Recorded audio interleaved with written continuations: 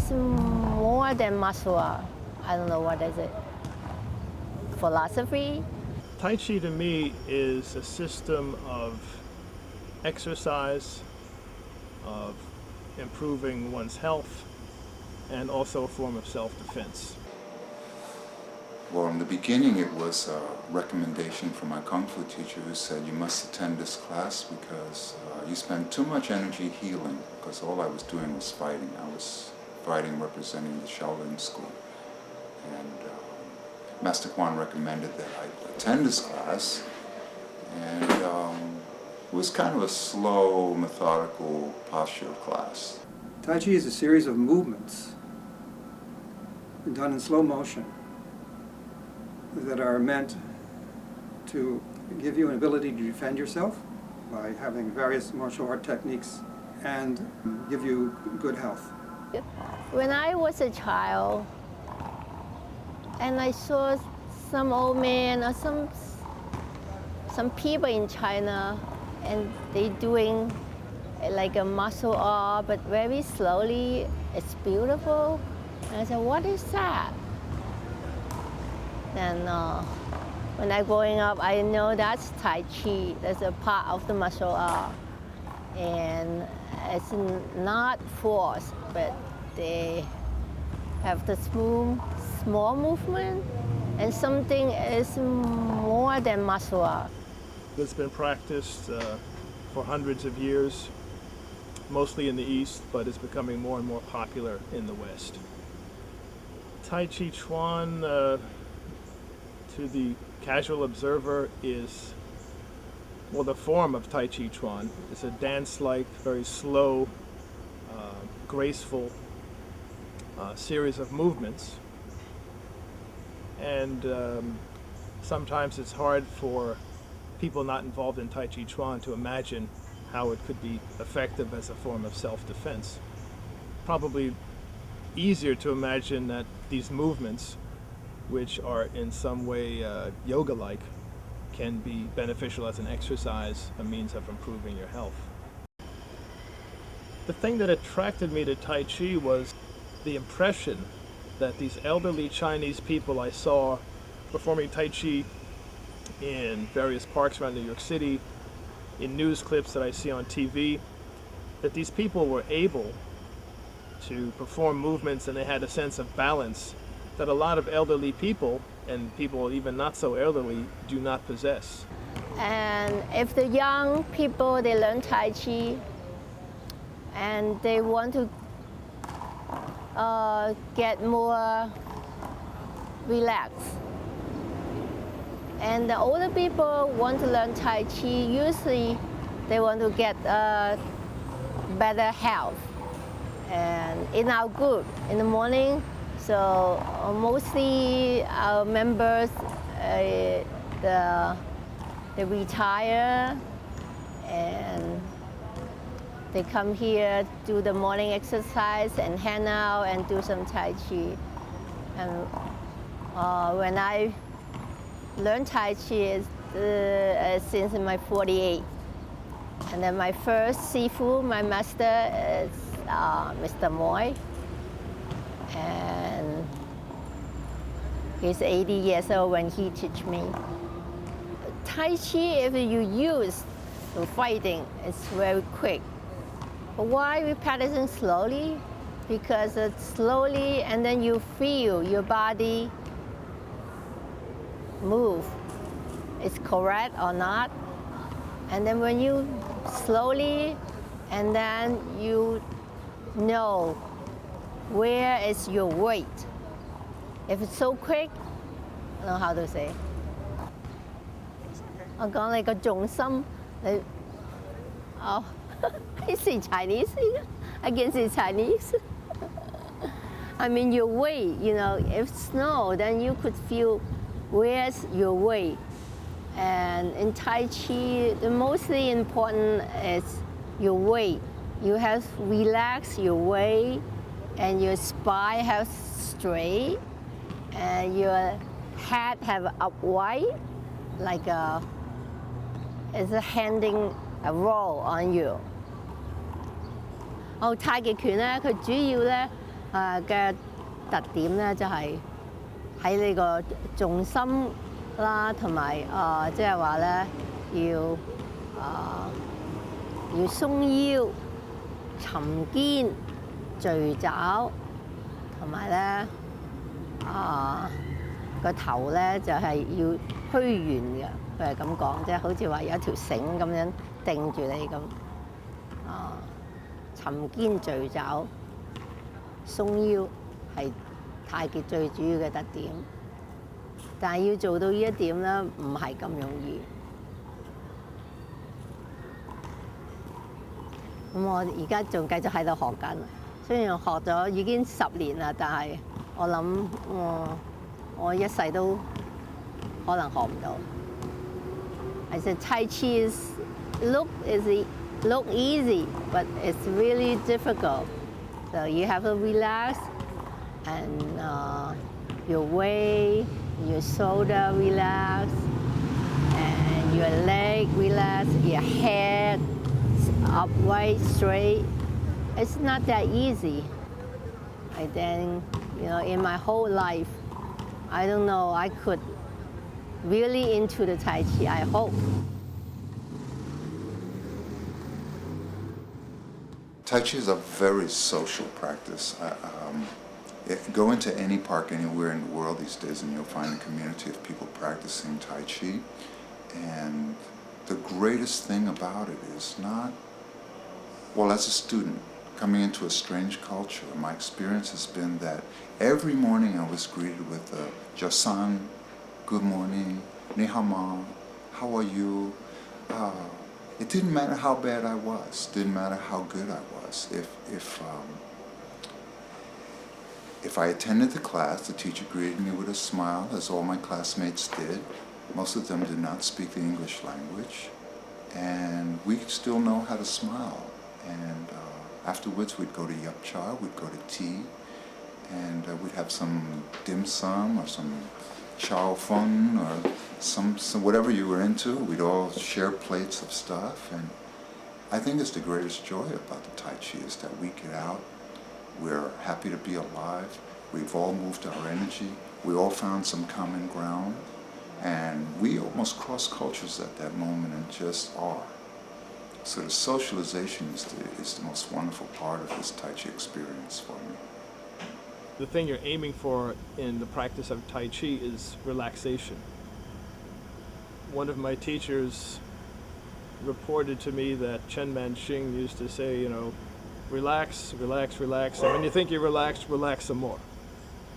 So if you carry around that philosophy, not only when you're performing the form or doing push hands, but if you carry that around with you as a means of stress control during the day, it can be quite effective. So I try to think of that as much as I can in stressful situations. Remember to breathe, remember to relax, and in that way you can sort of neutralize the stress, almost in the same way that you would neutralize a physical aggressor.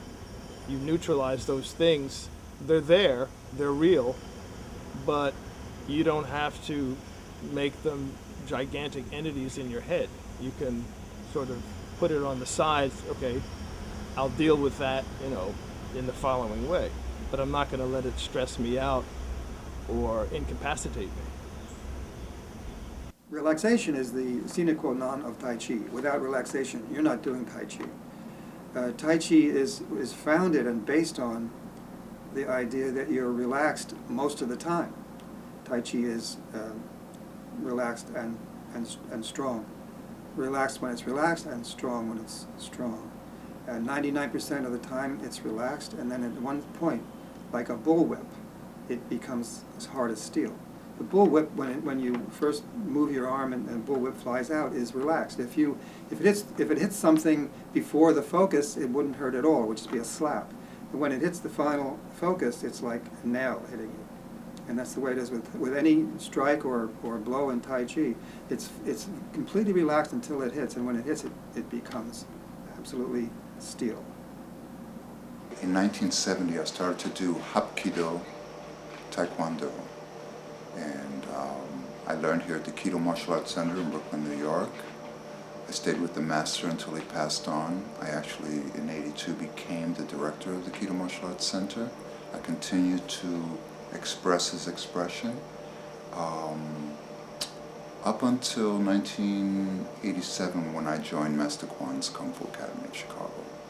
And at that point I was studying, I was teaching a Hapkido class out of his temple, and I was attending the Northern Shaolin Long Fist form class with Master Andrew Lee, and the Northern Shaolin Praying Mantis, 7-star Praying Mantis class with Master Su Kwan. Since then I have gone on to study with Professor Lou Ferrer in his USA Kodokan Aikido Tei. I continue to study Bijitsu-Ru, Bijitsu-Te, Jukido Kairu under Professor Jose Velez, who is one of the inheritors under Professor Florendo Visitacion. He holds a Judan, a 10th degree, and permission to have a self-expression. I studied with him until 7th Dan. I'm holding a 7th degree in his system at present. Years ago, Master Su Kwan from the Kung Fu Academy of Chicago is my Kung Fu teacher, director. The school recommended that I attend one of the Sifu's classes, which just happened to be a young Tai Chi instructor. And he taught Bagua and Xingyi and Tai Chi, and I attended the Tai Chi classes to learn how to move my energy and remove the energy blocks. If injuries can be considered energy blocks, you know, depending on how you talk, how you use the words. I attended the class to learn how to circulate my energy instead of just wasting it, using it to heal. As a fighter, we have a lot of injuries, you know, we fight every day. And so Master Kwan recommended at that time I start to train in something that would move my energy. I started to practice Tai Chi in 1987 at the Kung Fu Academy of Chicago under Sifu William Diaz. In New York, I met Mr. Din in '89, and I saw this man in the park doing some movements that definitely were martial. And even though he was moving slow and methodical, I could see the martial aspect. I could actually visualize the techniques that were being used in the form that he was doing. And I spent the next year pursuing him. So for Tai Chi, for me at this point now, and it's been 17 years,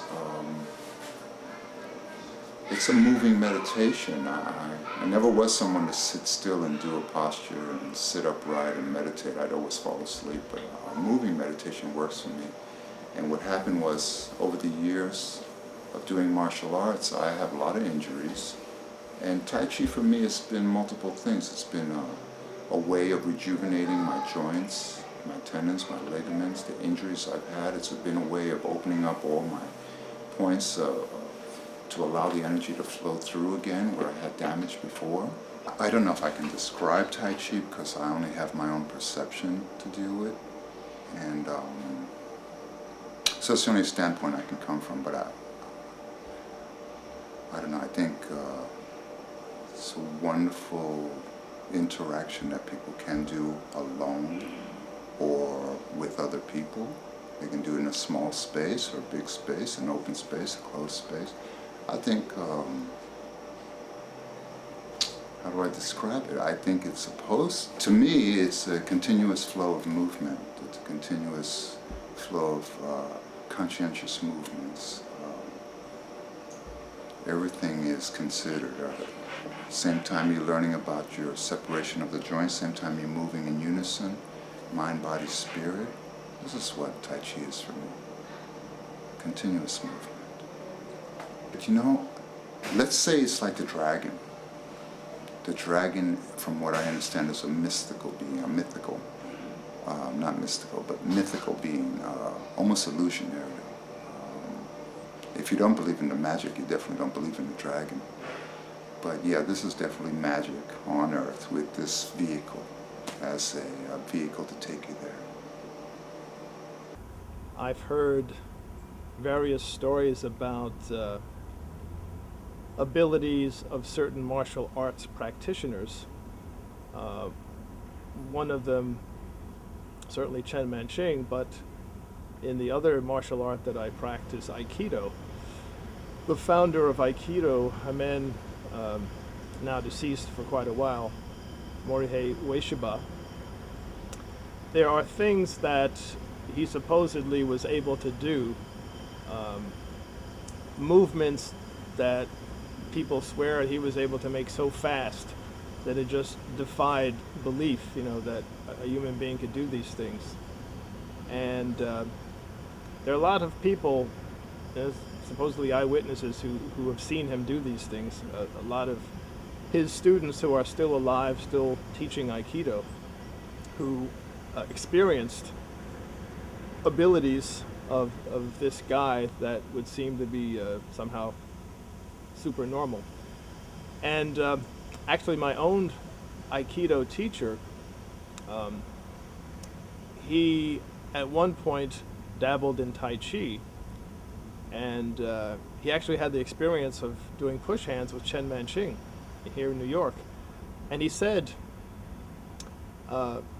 Professor Chen Manching's push hands was, he described it as pushing against a veil of heavy cloth, and that he couldn't find anything to push on. There was nothing there to push on, no matter what. He thought he was about to connect with something and nothing was there. And then when the professor pushed him, it was like being just bumped out of his box by a train. It's just from nothingness, all this power. And Chen Manching was a physically small person. But there's so many people who learned with him, took lessons with him, and when they relate their experiences in his presence, I have to believe that it was really something extraordinary for them to hold that thought, those images, those feelings for all this time and still be impressed by them, and express also the sentiment that they have rarely, if ever, seen anyone who equals that level of ability in Tai Chi. What is Tai Chi to me? That's a good question. For one thing, it's a repository of martial art techniques, the Tai Chi form. And on the other hand, it's a repository of health movements. It's philosophically based in Taoism, and it was mostly Chinese until about 60 years ago, when it started to spread around the rest of the world slowly. Tai Chi is like swimming in a warm bay. It's like, sometimes it feels like you're floating, sometimes it feels like you're underwater. Your arms are moving a little bit, but just mostly your body, and you're going along at a very slow speed. And it's natural and effortless. To talk more about what it looks like someone is boxing with a shadow. They usually call it shadow boxing. All the Chinese martial arts, Kung Fu and Tai Chi, Bagua, they're practiced solo, so they look a lot like someone is playing with a phantom person. The adjective I would ascribe to it might be flowing, as in a current of air, or the movement of water in a brook over stones. The water finds its way around whatever obstacles there might be. It's been described as very dance-like, graceful, and there's been some comparisons made with yoga, some of the movements of yoga.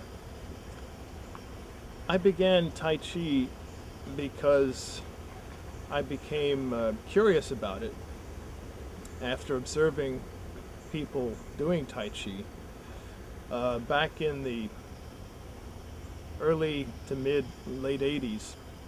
I used to be a jogger. I'm not a jogger currently. I do other things for exercise, Tai Chi among them.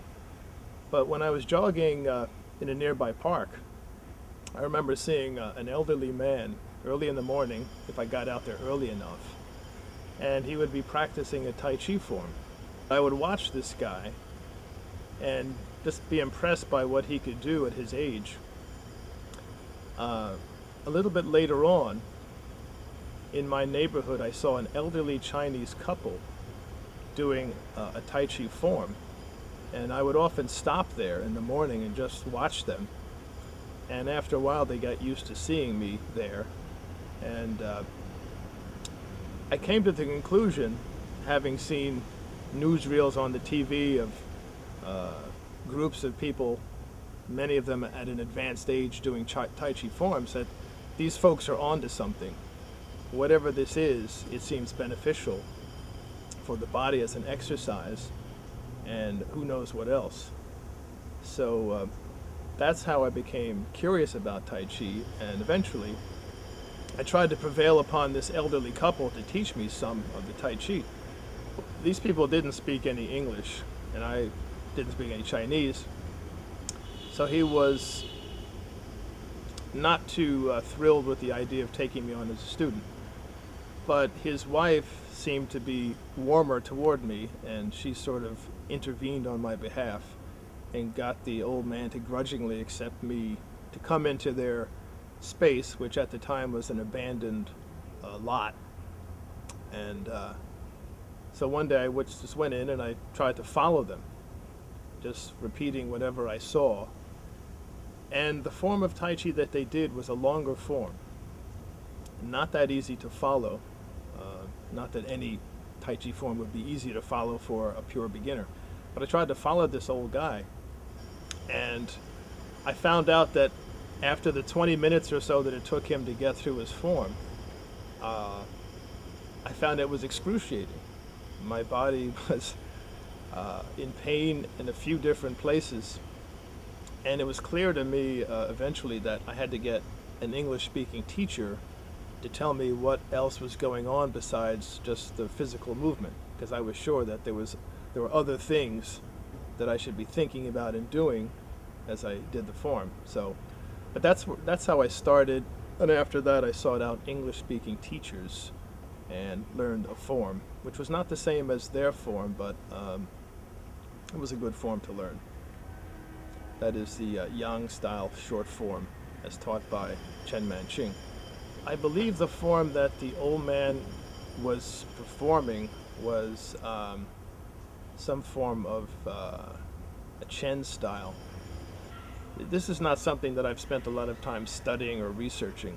I just know that there are differences, and whenever I see somebody doing a form, it's almost never the same form that I do.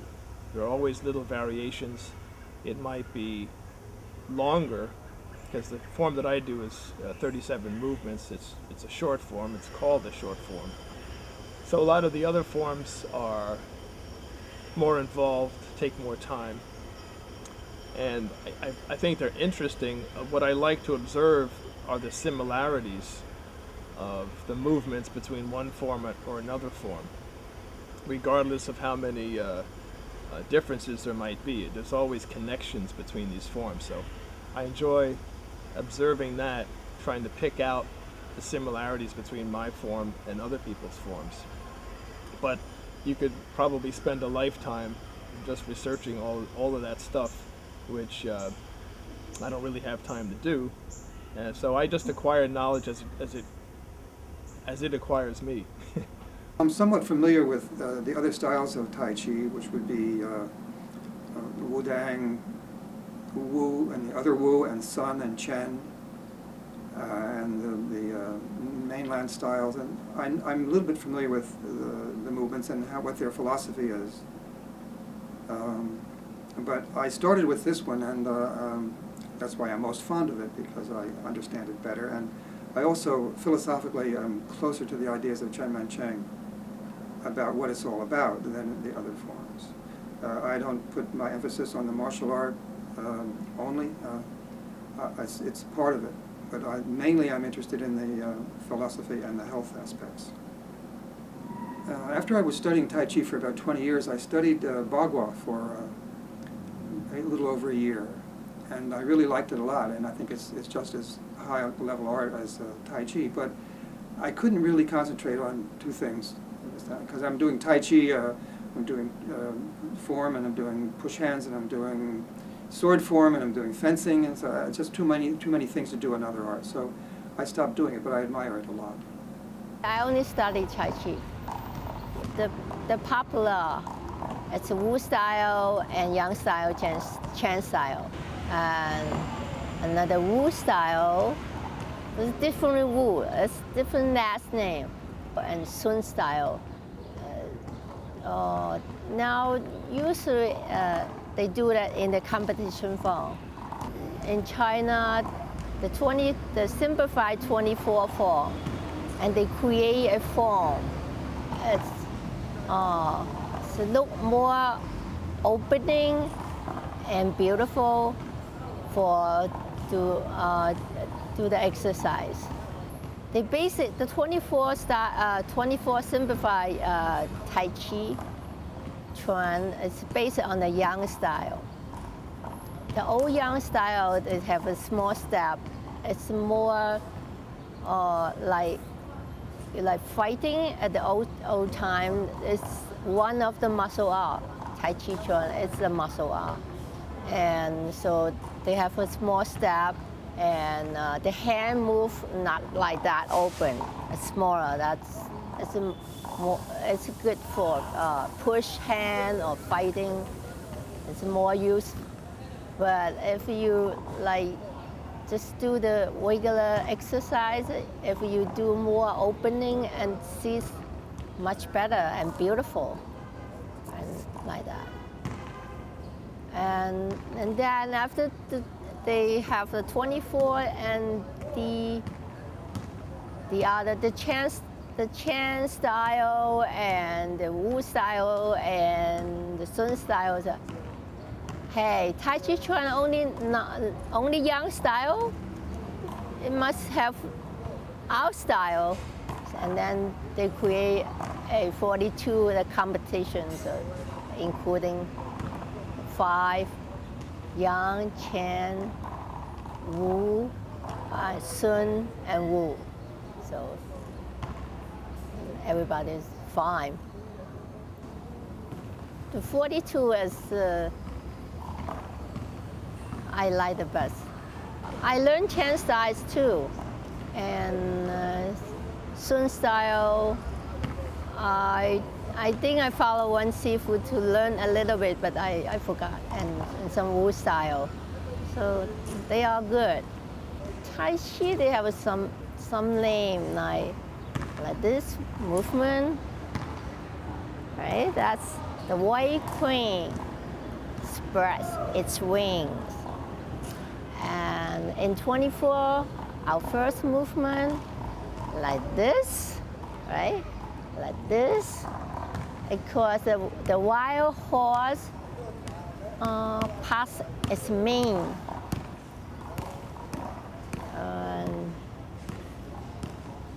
In the sword, like this one, they call it's the dragon out of the water. And like this movement, they said the finish is opening its wings. A lot of things, like the monkey getting the food, sending the food, the monkey sending the food, and some sword movement like this, quicker, and they said as a snake sticking the tongue out, like that. I was doing karate. I was in New York City, and I had been doing nothing physical for a long time, and I missed what I used to do in the country. I was fairly athletic when I was born and brought up in New Jersey. And when I got to New York, I was doing a lot of other things, but I wasn't doing much with my body. And I saw karate a little bit when I was in Japan, and I liked it, so I started to study. In 1960, I started with Peter Urban, and I studied with him for 7 years. And after that, I enjoyed it a lot. But after about 6 or 7 years, it started to feel a little bit crude to me, and the promise of being attached to a philosophy really didn't work out very well. And I started looking around for something that was where there was a real master. I looked at Kyudo, I looked at archery, I looked at kendo and flower arrangement, and I still didn't find what I wanted. When I first saw Cheng Man-cheng, I was convinced that he was the quality of master that I was looking for. I went into a Tai Chi studio and saw this old man, and I couldn't really see very well how that was martial because it was the slow motion and the way he was moving, but I just saw that there was something there that I really wanted, so I signed up immediately. It was on Canal Street, on 211 Canal Street, and so that was fairly convenient, and he didn't speak English, but everybody seemed to look up to him, and he looked to me like the old masters were supposed to, and his voice sounded that way, his whole feeling put that out. With regards to the slowness of the form and people's difficulty in imagining that it can be useful as a martial art, I will say this: slowness of the form is deceptive. Among other things, it has to do with the meditative quality of Tai Chi, but also the really other important function is that it is training the little muscular connections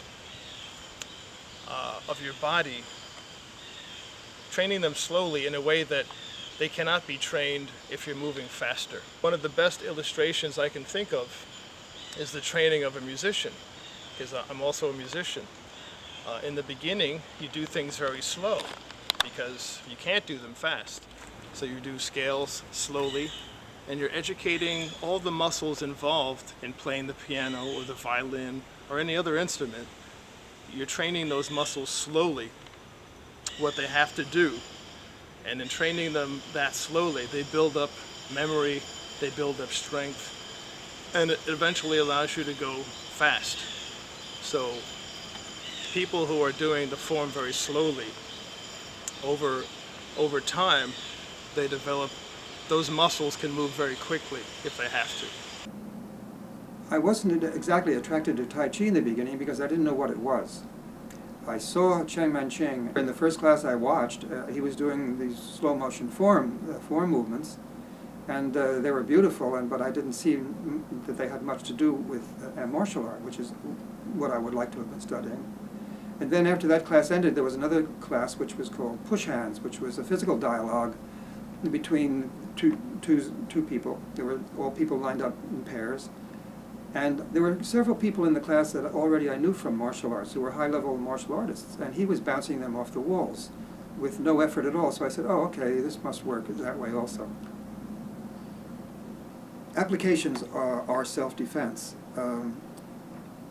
If people don't do the form without knowing the applications, they don't know where the energy is. They don't know what's happening with the energy. So they're doing a healthy exercise. They're not investigating Tai Chi in the way it needs to be completely investigated. You don't need to fight, as some people would say. The people who really like to fight say you also have to fight, but I don't believe that. But you need to understand the applications so that you know where the energy is going. Doesn't mean you'll be able to use them in any great way, but you'll know how to do them so that your body is working the way it needs to work in Tai Chi. So I've either learned or discovered the applications while I'm doing push hands, and that's one way that the application really becomes yours. You're doing push hands, and then you respond to something, and you say, oh, that's Fair Lady, oh, that's nice, you know, and then you know it, it's really yours. It's not something that someone told you. You can get it that way also. But, so I've gotten them, most of them, one way or another. There are many applications for each movement, and that's why the form looks different from one person to another. You'll see one master teaching one way, the same form from the same Grand Master, and another master will be teaching it and it'll look different. And people say, well, that's wrong. The students of one will say the other one is wrong. But they're just possibly or probably doing a different application for that movement, and so it looks different. Or they're wrong. That's possible also. Push hands is a physical dialogue. You use it to practice all the things you've learned supposedly by doing the form. In the form you're trying to learn how to root, align, relax, mainly relax, center, And then you think you're doing all those things, and you may be to some degree doing them. But then you do push hands where someone else is trying to push your buttons and trying to uproot you and to get to your center and to misalign you or to catch you like that and push you off of your root or away from your center. And that's when you find out if you're really doing all of those things or not. And then that fine-tunes them so that you actually will be able to do them. It's a proof system. It's like yoga is wonderful. It's a brother or sister art. But there's no proof in it. There's no way of finding out if you're really doing what you're supposed to be doing. It's subjective. The teacher can see it probably and tell you, but there's no proof system the way there is in Tai Chi, where you can actually find out if you're tense, you're going to get pushed, and you're going to feel the tension. You're going to know what's going on. So it has this nice system. Chen Mencheng also said, as a martial art, he said that yoga is fine, but what if someone tries to push you off your cushion? You know, it was sort of a joke. The point of push hands isn't just about the things that I mentioned, rooting, centering, relaxing, and aligning. It's also a physical dialogue that within which you run into a lot of your social problems. I've heard so many people, when I start them with push hands, they say, "Oh, I don't want to get pushed. I don't want to push people," or they want to push, or they want to get somebody, and all this stuff comes up, and pretty soon the buttons are being pushed all over your body, and it's very, very good to learn how to handle social things, because you handle push hands. You're learning to do that. This stuff works on every level. And it's the same with Tai Chi. Tai Chi, doing the form and doing push hands, and then sword and fencing, all works for your energy with other people and your life, the life that's important to you.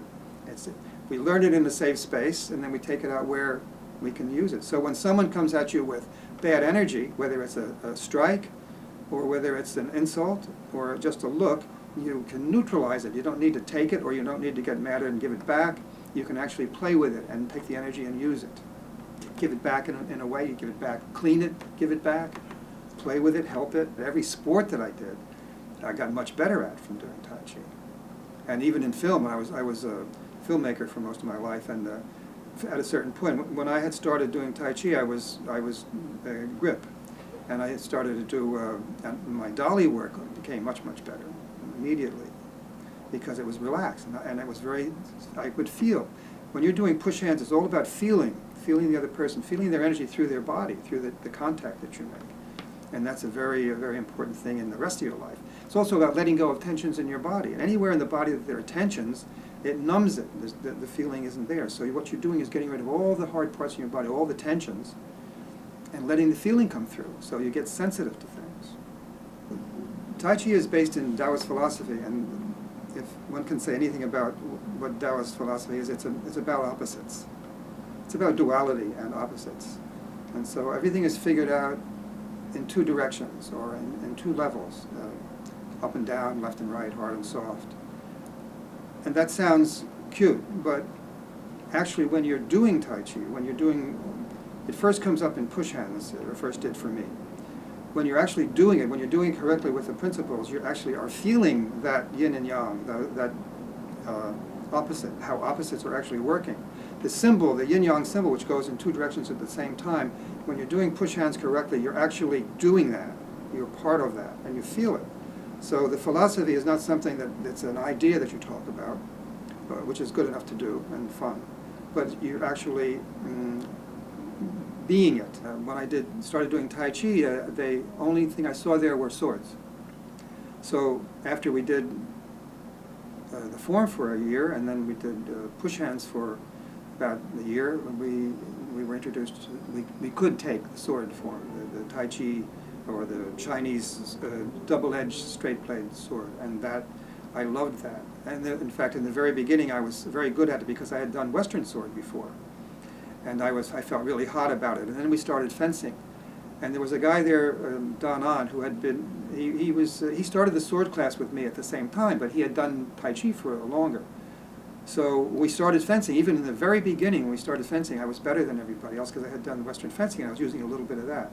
And in about 6 months, he just went right past me because his Tai Chi was better. He was actually using Tai Chi, so what he was learning to do was within the principles, and what I had been doing wasn't. one day, Chen Mancheng came in with a 7-foot lance, several of them, and he started teaching 3 of his older students the lance. And it was interesting to watch because he was able to uproot them through the 2 lances, which is like, I couldn't see how he could possibly have grabbed their energy and their tension and put it through them. But he gave it up after a while because the wood wasn't ready. He said he couldn't really do it well with the wood he had. The Chinese wood wasn't available at the time. He said this wood was springy. It seemed like it was the same thing, but it just didn't work for him, so he stopped. And he didn't teach any other weapons here. He may have in China, but so I learned the sword, and I'm happy with that now.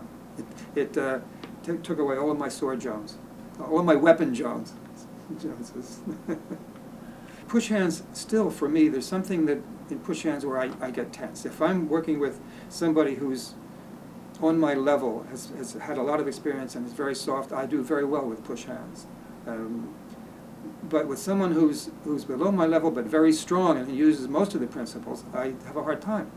And I get tense, and so I'm not as good at it. So I teach it, but I don't do it too much anymore with people like that because I'm just, on the lower level. I still tense up. I still haven't gotten something I haven't gotten with that. But with sword, I'm fine, and I'm so good at it that I can teach it, and I don't have to say, well, I just can't do that part. Because if you're trying to teach someone something that you can't do perfectly, it's very difficult to say, that's wrong, I'm right. So that's why I don't do that so much. But when I do teach push hands, I teach it a very, very soft way so that people can be introduced to it the way Chen Mancheng introduced us to it. And if they want to go to other levels, I tell them where to go to those levels. But William Chan, some other people who are interested in that kind of work. I was introduced to push hands by Mr. Din, and what I get out of it, my take on it is it helps me understand what each posture is about and how it can be applied in a confrontational situation, whether it be offensive. Well, most of the stuff is defensive, but most of the time in evading, avoiding, or redirecting energy that's thrown at me. So it's an interplay. Push hands is a drill. It's not a fighting. It's not an exercise for fighting. It's actually drills developed to help you with the application of each technique and each posture so that your form would be more well understood. So now it affects how you actually perform your form because now you're visualizing, maybe interacting with partners who you may have to evade, avoid, or redirect their energy. There's no joking about this. You're either off balance or you're in sync with the master, and he's like a rubber band. He's never there. So you have to learn to never be there and be light and match. Push hands is the 2-person exercise that is used by Tai Chi practitioners to understand the meaning, the martial arts meaning of the form, because the form, as I understand it, is actually an imaginary combat with multiple adversaries. Even though it's very slow, all of those movements have some martial application. And some people practice Tai Chi just for the health benefits without any thought to martial application, which is fine. Other people want more of the whole package. They want to find out what these pieces of the form are used for in practical application. And to understand that better, there's this 2-person exercise called push hands. Push hands usually begins with an established sort of a format, rules of engagement, but it can start from that formal engagement into sort of free-form give and take. Essentially, in push hands, you are trying to, one person is trying to find the weakness in the other. It's sort of problematic because on one hand, you're not really trying to attack, but in order to understand the form, you test your partner. So you might push here and there, you might try to purposely unbalance him or her.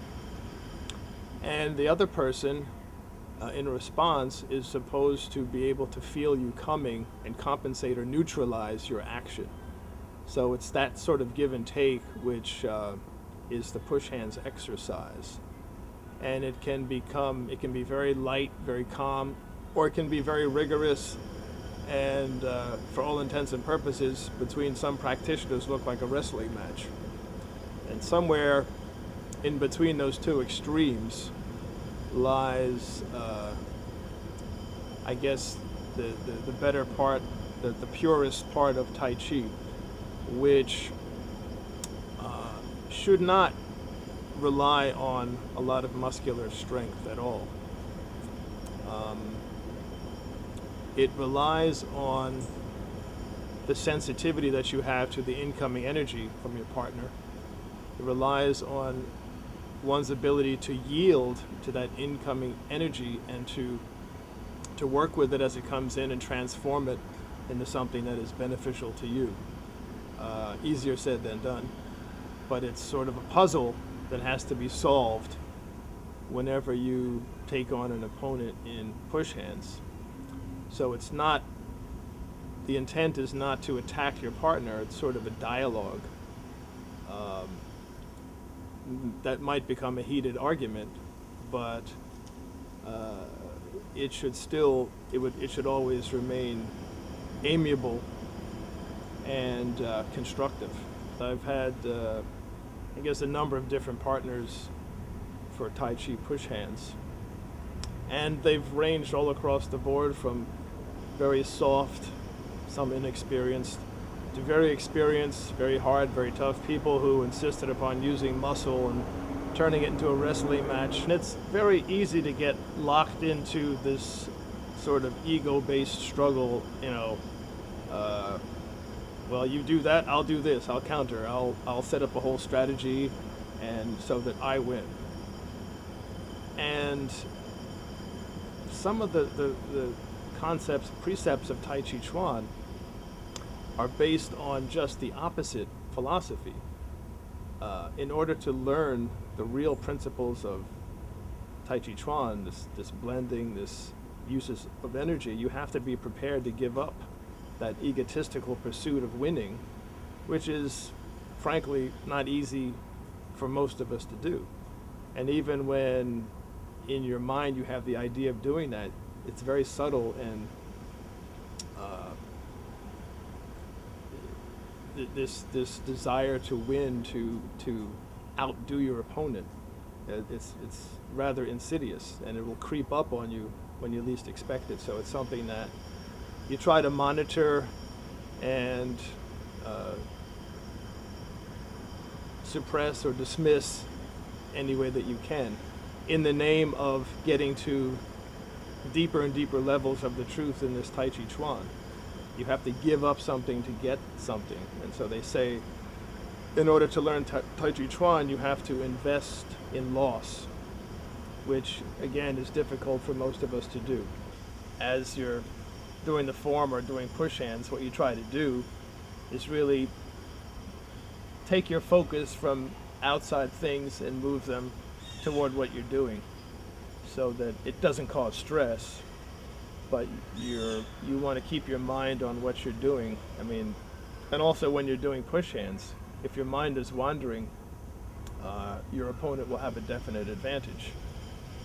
So you try to just let the outside world go away for a while, and which is why Tai Chi Chuan has often been called standing meditation, especially when you're doing the form. It's that type of, you're trying to calm yourself, calm your mind, relax your breathing, loosen up all the muscles in your body that might be too tight.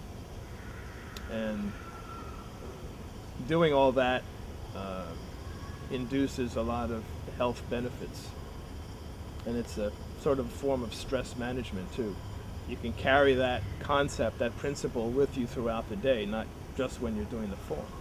When you learn Tai Chi, you really into it, and then gradually, and then you feel you change. So you feel you got more patience, and you look at the problem.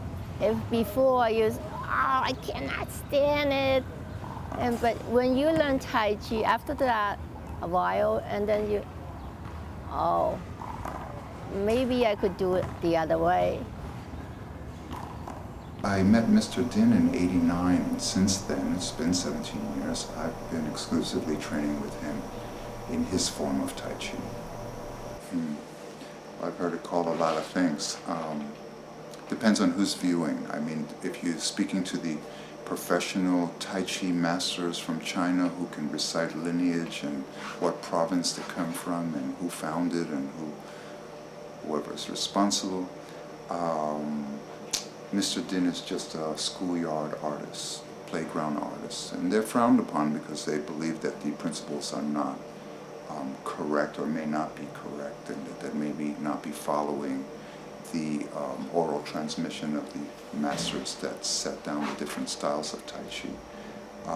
What I see as an experienced martial artist, and my eye being experienced over the years for seeing technique and receiving technique, I see perfect movement, I see perfect flow, I see moving meditation, I see continuous movement, I see roots, I see air, I see chi, I see softness, yielding, offense, defense. I see it all in his expression, and it's been called flowery, big circle, but I've seen him compress himself too into shorter postures.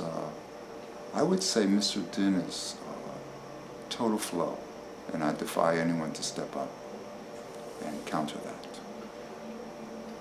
We flow, but the last time I was with him, he brought me all the way from A to Z and then threw in some stuff and sent me flying backwards, and I still don't know how he did that.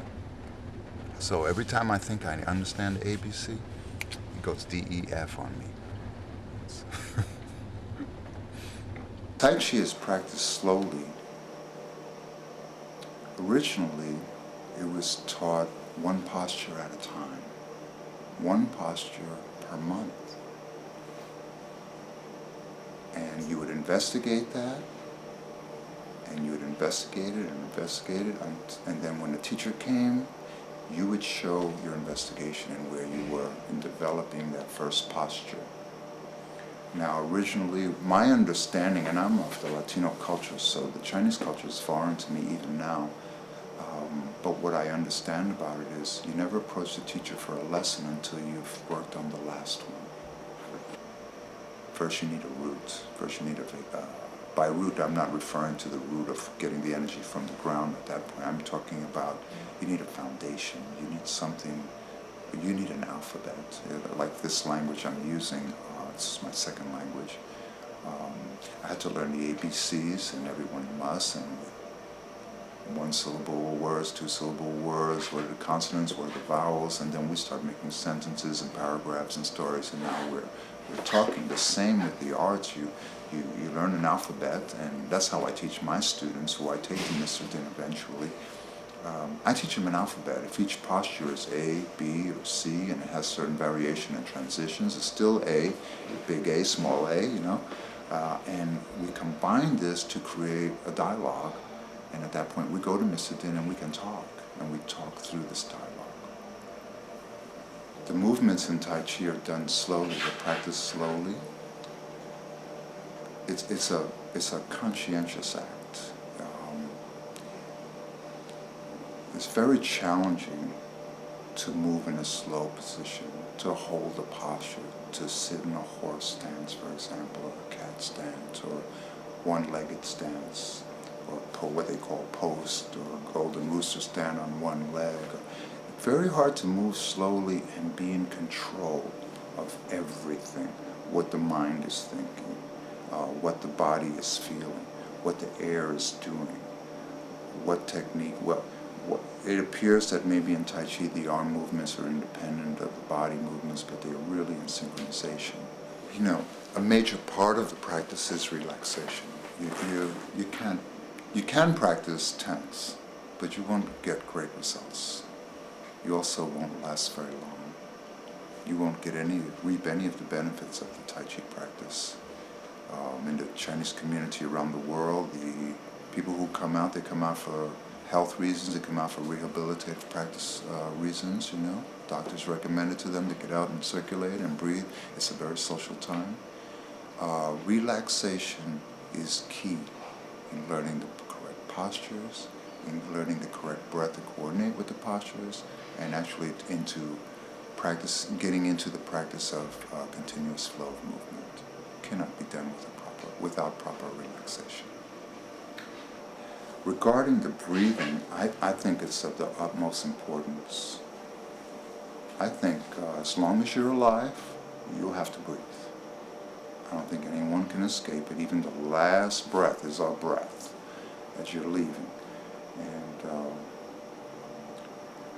in all of my classes, the emphasis on posture, correctness of posture, the relaxation of the joints and muscles, the distinct balance and width of your stance, everything is coordinated with the breath. I don't think that there's anything that we can do in any of the arts that does not involve breath.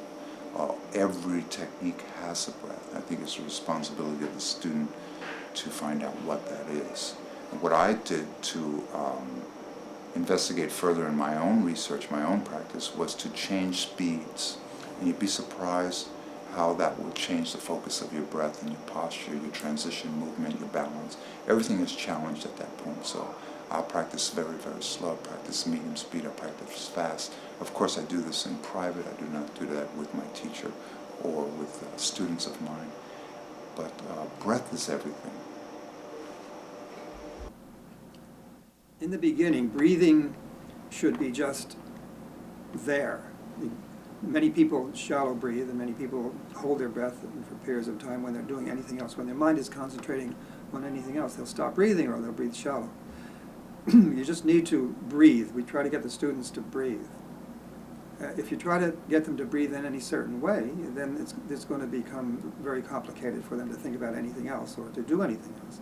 So for years, maybe, until the student gets to a certain point, we ask them to just breathe, and breathe then in the center, not up in the chest. After one gets to a certain point, when you know the 4 movements by heart and you don't have to think about them at all, then you can begin to breathe in a particular way with the movements, depending on what you want to do with the movements. When you exhale, so your stomach is up, right? That's inhale, your stomach up, and exhale. So you pay more attention in the exhale. I've been told a few things about breathing, but it's not something that I've spent an enormous amount of thought on. And there's a lot of controversy about breathing in all the martial arts. Some people say, well, as you expand, you push, you exhale.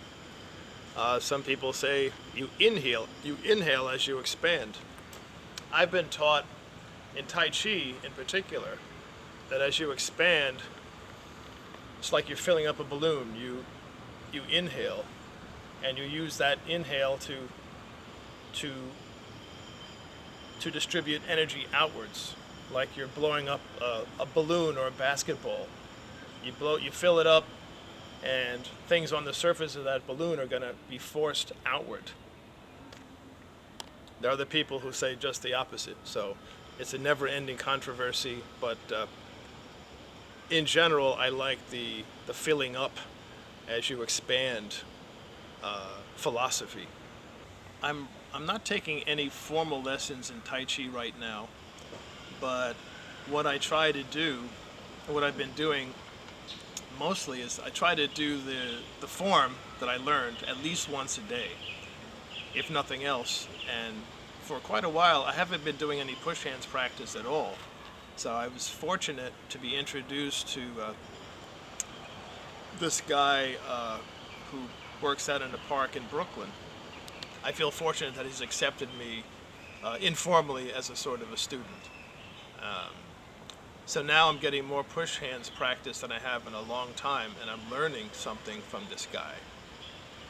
So it's really changed the way that I'm approaching Tai Chi because I wasn't getting much push hands practice at all. And now I try to meet with these guys at least twice a week if I can. So it's really making me think a lot more about the principles of Tai Chi and my own deficiencies therein. I practice the form alone, and when I go out to this park, if I get there early enough, I'll see several people doing a form, usually different forms. You might see a group of people doing the same form, but the gentleman that I'm talking about, his name is Ming. He has a form that, actually I observed him this morning, and it's quite a long form. Another friend of mine was trying to follow his form, and it took them literally 45 minutes to get through this form. My form takes, if I do it slowly, maybe 10 minutes. So that's a huge difference. And the guy who was trying to follow Ming said afterwards, it was exhausting. If you're not used to that, but the body builds up muscle memory and expectation, and if you practice these longer forms, they become more second nature. The Tai Chi form, to the outside observer and to any observer, it is slow and sort of meticulous, and it looks like the last thing you'd expect would be for it to be exhausting or tiring in any way. And for an experienced practitioner, you don't see the work that goes into it. But just as when I tried to follow the old man when I was first attracted to Tai Chi, even though it's slow and graceful looking, trying to follow the movements, because often in the form, you're balanced, all your weight is on one foot or the other foot. And lactic acid builds up in your muscles, and the slowness of the form can really give many of your muscle groups a real workout. And so it can actually end up being aerobic if you do it in the right way. If you task yourself enough with the form, it can be actually aerobic, even though that seems impossible to a lot of people. Ideally, Tai Chi is practiced for a period of time early in the morning when you first get up, to wake up and to vitalize your body. And it's practiced just before you go to sleep to calm down and to relax your body. Seemingly, some people think that that's a dichotomy, but that's the way the philosophy works. You do the same movement for two different opposite reasons. And if you keep doing that maybe even 10 or 15 or 20 minutes in the morning and the evening, that will do most of what Tai Chi can do for you as far as health is concerned. It won't really make you into a martial artist because you need to do more to do that. So in the beginning, that's what I did. I would go to classes when Chen Man was alive 2 or 3 times a week for 1 or 2 or 3 hours. And then I would do the form for 10 or 20 or 30 minutes in the morning and in the evening. As time went on and my natural movement became more like Tai Chi, I actually reduced that time so that I do it now maybe 10 or 15 minutes in the morning and night, and I only do it for maybe 2 or 3 hours during the week in general. Sometimes I'll do it for more, and sometimes I'll even skip a day, or I'll do a shorter version. But the way I do it is, in another sense, is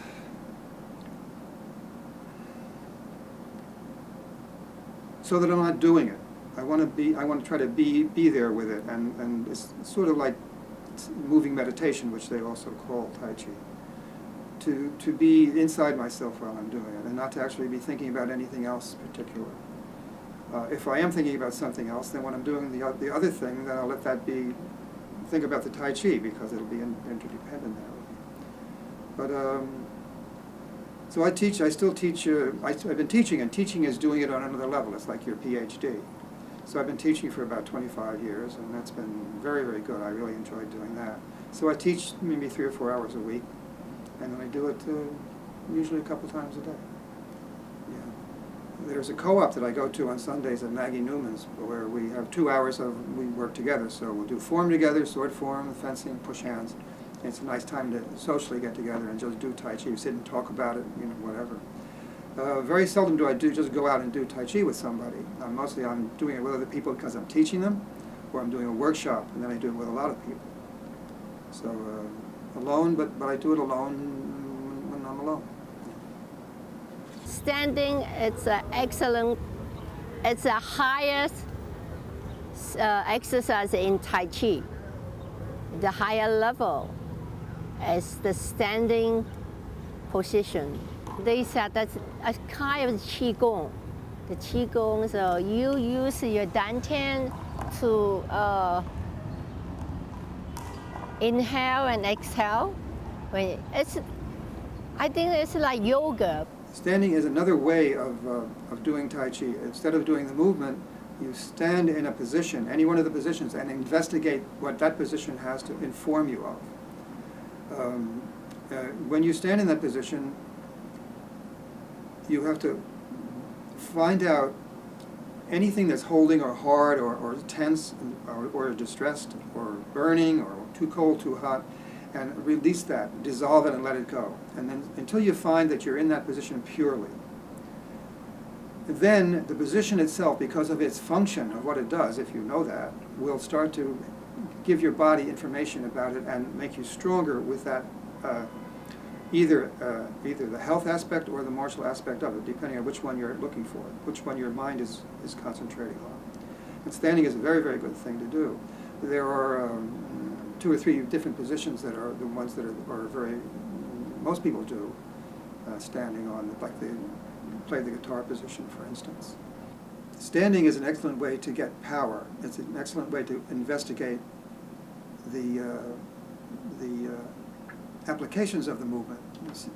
When you stand in a position like play the guitar, which is one of the movements that people do a lot, the application of the movement will occur to you. You'll start to feel how it works, and you start to feel the energy in your body working that way. And Stanley Israel, who studied with Shen Mencheng and was very good, he mostly didn't do form that much after about 5 or 6 years. He did standing almost exclusively, and he got to be very, very powerful. I do mix together different styles. In the original Aikido school I started in, I was 15 years old, and the teacher said, if you see something outside that works, bring it, we'll test it, we'll try it, we'll prove it, if it works. And if it meets all scrutiny and a scientific investigation, which means application on the floor, whether it be high level, middle level, low level, short range, middle range, high range, far range, if it has to do with rolling, falling, hopping, suicidal technique, we would try it against a punch, a kick, a weapon, a combination of all of the above. And if it holds true, if the technique is applicable on the left, on the right, advancing, retreating, angular, all the different possibilities, then we add it to the system. So yes, my original training encourages the inclusion of any technique that works to be added to your arsenal of technique. But when it comes to, I think this question is being directed more toward my Tai Chi, and I believe that right now I'm really stuck on Mr. Din's expression, and I've been trying to apply myself to only view his expression and not mimic, mime, or take reflection from other teachers. And I know many other teachers, and I've been invited to many other places to come and train and help me with understanding of what I'm getting without language, because we are training without the language. And I wouldn't want to mix Mr. Din's expression until I've arrived at a point that he's happy with my expression. Then at that point I would be open and receptive to touch hands and exchange with anyone that comes forward or opens the door for me to come forward. I think that if a student is going to learn from a teacher, you should follow all the way till you actually understand their alphabet, until you understand their foundation, until you actually are moving in the same expression as they are. So yeah, I'm not against mixing, but at the same time I found that I keep turning down invitations to mix and to share with other people because I haven't gotten this one teacher's stuff down yet. And I don't know if I ever will, because every time I think I'm approaching him, he seems to step so many steps far ahead of me. I'm not even near him. But yeah, this isn't like a purist thought. It's just, you know, like the mindset of the student who thinks he has something. I don't want to just think I have an expression. I don't want to have I want to actually do the same reflection. I want to make sure that it's not just in my eyes, but it's in the teacher's eyes, it's in everybody else's eyes who perceive it after I do it. There are so many rough spots. It depends on who you see me next to and training with, you know, because anytime I'm with the master, and I want to clarify, Mr. Din considers himself an amateur, and that's funny. It's really funny to me, because I've been around the world. I've seen many professional artists, and I don't think they could stand in the same park with him if you wanted to. I have some rough spots in my form, and it comes from injuries from the other martial arts that I do. You know, after the first 20 years of Aikido, the doctor said the knees had water, they were floating, maybe I might need to drain them, I might need arthroscopic surgery. I have many friends that did the same thing and had the same problems, but we chose different paths. I went for acupuncture treatments, and I left the water sitting there. And I have good days, I have bad days. So yes, sometimes, like before we were on the floor shooting, I may lose a little balance on my left knee, and eventually they're getting better. They actually have gotten better. And I think one day my rough spots will iron themselves out. I think the more I invest in my practice, the lesser the rough spots are, because I will remove the tensions and the blockages of energy. I really firmly believe that will happen. I do have favorite parts of the form, but it's not of one specific form. My favorite part of the form is when I'm home alone and all my responsibilities for the day are over, and my child is taken care of, and all her needs are met, and no one's calling me, and I've done everything I'm supposed to do with the outside world. And I sit on the roof when the weather allows, and I sit in cross-legged posture, and I bring my energy up. I focus on the Tantian, I bring the energy up into my hands, and I use imagination, because you got to start with imagination until you can really feel some results on your work and your investment. But I work with the hand movements in playing with my circle. Playing with my circle and stretching it out and recirculating it and playing with it in a lot of different directions and then bringing it back in. And it gets so expansive sometimes I can't remember how to bring it back. And I asked the teacher one day, one of the teachers that speak English that I know, so what do I do when I'm playing with my imagination and this energy gets so big? And he said, well, you put it away with your imagination. So I love to play eyes closed, sitting posture with my hands and play with the circle. It's my favorite part. While doing the form, once in a while you'll come upon a move that you discover a new energy in. And for a while that'll be your favorite move, because you need to explore that energy, exactly where it's going, how it works in your body. It's a new thing, it's like a new toy. And you do that until that becomes part, and then you forget about that, it just becomes part of you. And then another one will come up, something that you've been doing for a long time, but maybe it doesn't feel perfect, or you didn't know it didn't feel perfect, and something lets go in your body, something new arrives, and all of a sudden it comes to another level, and you say, ah, yeah, and then that's your favorite move. When you're really doing it well, it all seems like one move. But at this point, I've been doing this for 40 years, exactly. I'm still trying to find another level of alignment with my lower spine and the relationship between my lower spine and my thighs. There's one more little level that I have to get into. I do it in a lot of the form, but there's certain places that I don't quite get to it, and I'm still working on that. And when I do, I'm going to feel even better about it, of course. There's always something new. That's why it's called an art, and there's one sense, that one description of art that relates to this, and that is art is something that never ends. You can never say, okay, now I've done, it's perfect, I don't need to know any more about this art, whether it's painting or music. There's always, no matter how old you get, there's always something else you can get from it, and Tai Chi is the same way. When I'm doing Tai Chi, many things change. a lot of things tend to change. And number one, the teacher, he changes. And so the reflection I'm relying on as a student learning and practicing over and over, I've never seen him the same. So those of you out there who are trying to train and get it exactly like this or exactly like that, every day we come up, we wake up, if we're blessed to wake up, and we start from where we are in our process, and it is never the same. Everything is always changing, and your forms should be changing, and you should be changing, and your expectations, maybe you're dropping, and you're just now coming to enjoy the journey. So in talking about Tai Chi, we definitely have to mention rooting.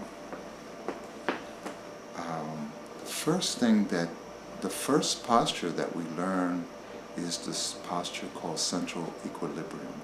And in central equilibrium, you stand straight upright with both feet together, and your arms are at your side, your hands and everything relaxed, shoulders are relaxed, head is held upright as if suspended on a string, and the breath is relaxed.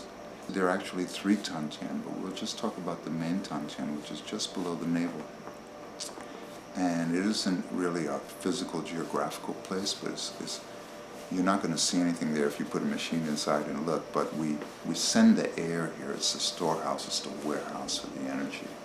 And rooting starts from that first conscious movement of relaxing the body, consciously being there, not really staring at anything or squinting, but you just relax, doing a peripheral view of catching everything that's around you. Relax, you inhale, you drop, by bending your knees.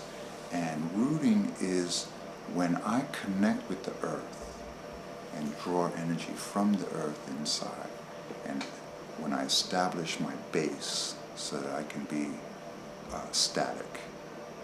And it can be tested in the movement, it can be tested in a push hands exchange with a partner, through the forms of fan and sword. Root is when you're able to connect with the earth to balance yourself, to stabilize yourself. Tai Chi has affected my everyday life since I started, but more now that I understand more that I've been doing more application, more practice, investing more in time of my self-practice, and making sure I get to the master to interact with him.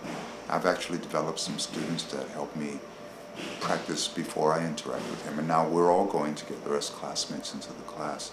But Tai Chi, I try to Tai Chi my way through the days. These days are so challenging. I mean, as a martial art instructor this is my 31st year, definitely not being compensated properly. Teachers are not regarded with high regard in this country, and fortunately I get to travel to other countries where we're honored and actually being considered. You might want to sleep, you might want to eat, you might want to drink. But yeah, I Tai Chi my way through every day because the challenges, the people who are outside, we have a whole generation of people who have been growing up without supervision of their parents, so they don't have any discipline, they don't know about respect. I grew up in a time when you never disrespected a grown-up and you didn't look them in the eye, and if you conducted yourself that way, you put your hands up because you knew what was coming. And so yeah, I have to slip and slide, evade, avoid, redirect, all the stuff coming at me all the time, all day long, because my reaction is I'm a warrior, so yes, I will fight, I will be belligerent when that time comes, when challenged. But these days, I'm trying to win a different way. I'm trying to slip that stuff. If they can't hit me, they get frustrated, they go away. I kind of like that. Less physical, more mental. My practice of Tai Chi, for me, is a wonderful thing, and I want to go the rest of my life with it in my life, and sharing it and learning it and practicing it and exchanging it and viewing other expressions of it. I love it. I want to be immersed in it. But as far as the rest of the martial art community, consider the hard stylists. I've done Korean style, Japanese style, Chinese styles of martial art over the last 37 years. I feel that the people who are hard knocks, the people who are, kick it, break it, keep on walking, I understand that. I come from that, the bare knuckle fighting, I come from that. know what that's all about. I also know that many of us, when we reach a certain age and a certain developmental stage, it doesn't necessarily have to be limited by your age, but when you reach a developmental stage, mentally, physically, spiritually, you may make choices that are different, that are healthier for you. If I keep banging my knuckles against the makiwara, so I have deformed hands. Maybe later I can't hold my coffee cup or my spoon or my fork. I know many breakers that have gone into senior life and they don't have dysfunction. The hardstyle community that's known me most of my life as a full contact fighter and a very serious hardstylist, Aikido man, they think it's too early for me to go into the park and play Tai Chi. They think it's too early for me to lay down my tools. And I really think that they're mistaken. I think that they need to come and taste some of this stuff and then re-examine their thoughts on soft and hard, because soft always overcomes hard. And having been hard for a long time, I know I was very limited in my usefulness of this body and form if I continued that path. I think that my skills are getting better because I know how to relax, because I know how to breathe, because I've learned how to draw the energy from the earth, because I've learned how to be yielding and receptive and how to synchronize and how to read energy and interpret what is coming, even in an eyes closed session. So my skills are heightened that I never would have gotten in a hardstyle school with my eyes open and just banging, giving and taking. We never just waste the energy, just send it out there.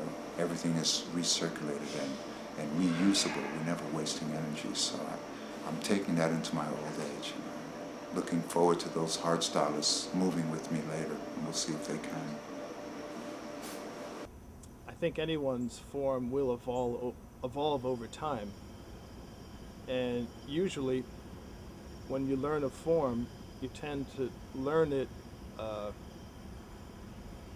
in terms of the largest gestures.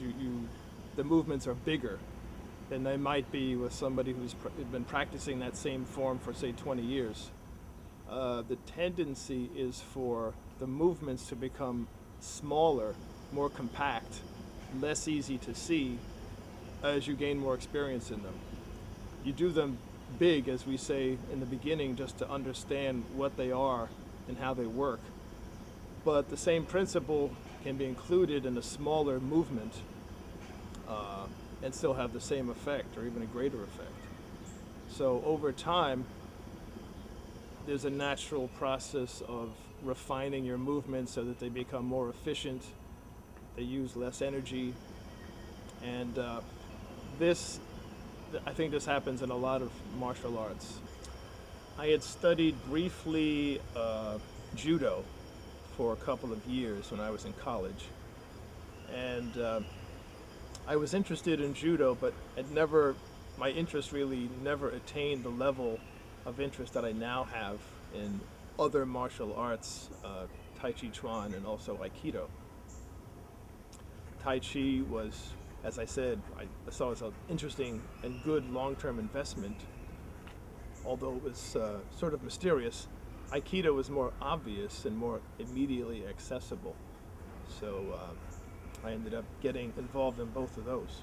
At the time that I began practicing Tai Chi, I had no idea what Aikido was. I learned what Aikido was by asking one of my early Tai Chi teachers about something I'd seen in a film. The film was a film starring Steven Seagal. It was his first film. Of course, he's become a big action star now, but that first film of his, entitled Above the Law, he performs Aikido in there. It's not clear what it is because he doesn't really say it. They don't really advertise Aikido, but that's what it was. And so I asked my Tai Chi teacher, who had done a number of martial arts himself, and he said, oh, well, yeah, that was Aikido. It's sort of a sister martial art to Tai Chi.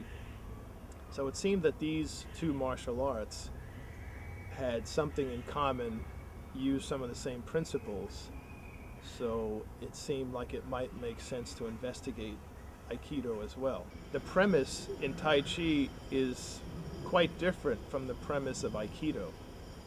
And therefore, techniques that work rather well in Aikido tend to work less well or not at all in Tai Chi. The reason being that the premise in Aikido is that you're separated from somebody and they're coming at you with an intent to either grab you or strike you.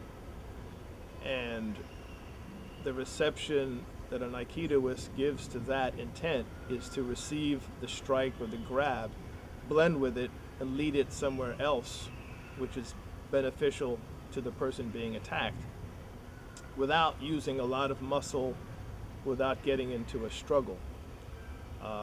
In Tai Chi, you can be standing right next to the person, and it is on that very limited, in that very limited space where the interaction occurs. In Aikido, I guess we sort of have an imaginary sphere, which is our space, and once somebody gets into that space, we're preparing ourselves to blend with whatever his adversarial intent is. In Tai Chi, it could be a lot more subtle, and so wrist locks and movements that we regularly do in Aikido, Tai Chi practitioner, if you're doing push hands with somebody, he will feel that and counteract it before you can really get it off, because again, the premise is different. He's not attacking you, he's just in your space, and if he attacks you, it's not going to be in the way that an Aikido person would expect an attack to be delivered. So it's subtler and requires different response, a more subtle response. I've never competed in Tai Chi tournament. I competed in some karate tournaments, and I like to forget about that, because tournaments are just not what this should all be about. Really, I've judged in some Tai Chi tournaments, and even the competitions for form are in a strange way not advantageous for people to do. It shouldn't be about your competition with somebody else. It should be your competition with you and yourself. Trying to be the best thing that you can be, doing what you're doing, whatever that is. And competition just makes you tense, basically. It's almost impossible to not want to win. And that's tension is what we're trying to get away from, and pressure and all those things. Stress. I did karate for 7 years, and karate is based on strength, speed, and courage, and techniques. And I think it's fine for young people to do. And it's about fighting, pretty much only. But I think that later on that becomes a losing proposition. As you get older, or if you're a small person, though, being strong and fast, it doesn't really work for you anymore. You lose strength as you get older. That kind of strength, which is muscle contraction. I practice the open hand form and also the sword form. The sword form I haven't been practicing enough, so there are definitely rough spots in that. And getting back to the evolution of one's form, I'm sure there are parts of my other form that could definitely use work. And but sometimes it takes more practice to even become aware of these things. So I'm at a stage now where I think my open hand form, is not too shabby, but over time, I notice little things, the way I move this or move that could be more efficient, that could be more harmonious, with respect to the whole. So it's it's something that always can use improvement. My practice of martial arts really doesn't include weapons to any great extent. I'm not focused on that, but the weapons on one hand help you understand where some of the open hand techniques come from. The use of a wooden sword called the boken, and also a wooden staff called the jo. These weapons are used in Aikido to help clarify actually some of the open hand techniques, because a lot of the open hand techniques are derived from sword motions and wooden staff motions. So they help us understand the mechanics of a lot of open hand gestures, clarify these things. So to that extent, they're used as exercises to illustrate techniques to be used when you don't have a weapon. Self-defense applications, something that, because I'm not employed as a bouncer and I certainly don't go around looking for fights, I've had very few fights. I mean, most of the fights that I've had occurred when I was an adolescent or younger. In more recent times, I can point to incidences where I was mugged or about to be mugged, and the first time happened, I was mugged before I knew anything about Aikido, and it was an interesting mugging. It occurred broad daylight on a block with people standing on the sidewalk, and it was just surprising to me that such a thing could happen on a block populated with people. But I guess it happened so tacitly, so quietly, that people didn't notice really what was going on. There wasn't any great scuffle. It was just some guys standing in the middle of the sidewalk, and when I was trying to pass by, one of them just stuck out his hand and just put it in my chest and stopped me. And, started to make his demands, and then there was another guy behind me. So I did nothing at the time except I gave him my wallet, because I saw no need to exacerbate the situation by putting up a struggle, because I didn't know if these guys had a gun or not. Probably not, but why test that if you don't have to? But I was thinking in later years, after I'd learned some Tai Chi and Aikido, my response might have been different. My perception of the whole episode might have been different even before it happened. And perhaps the aura that I gave off to them might have affected the situation as well.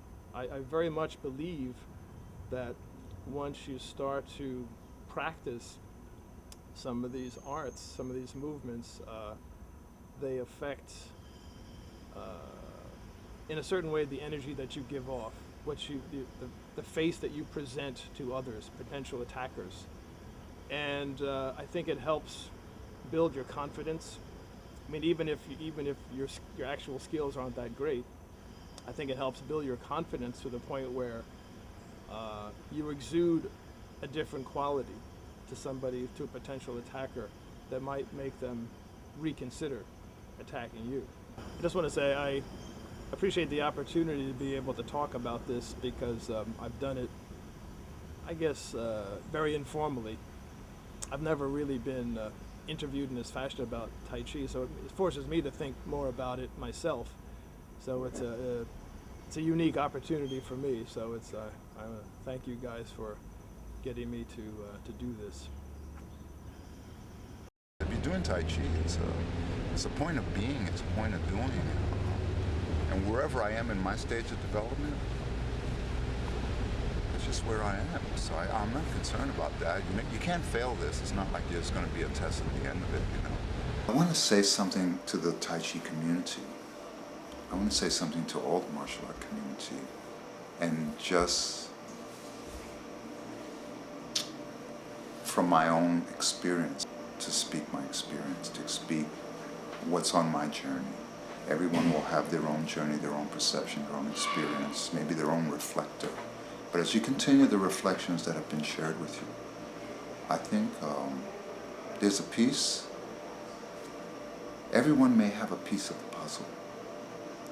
Don't limit your mind and close it off to being receptive, or at least open to view another expression. Don't think that where you are now is where you'll be tomorrow. I think that many times we close doors that aren't necessary to close. Okay, so that's nice for him, and maybe my skill is a little higher, a little lower than him, or that's not what my cup of tea, but it's okay. There's room for everyone's expression. We're all so unique. each one of us is a universe unto ourselves. But there's some things that we have in common. When you come out and play with us in the morning, we'll find those things together. I invite you. Every day is a Tai Chi day, and everyone is welcome.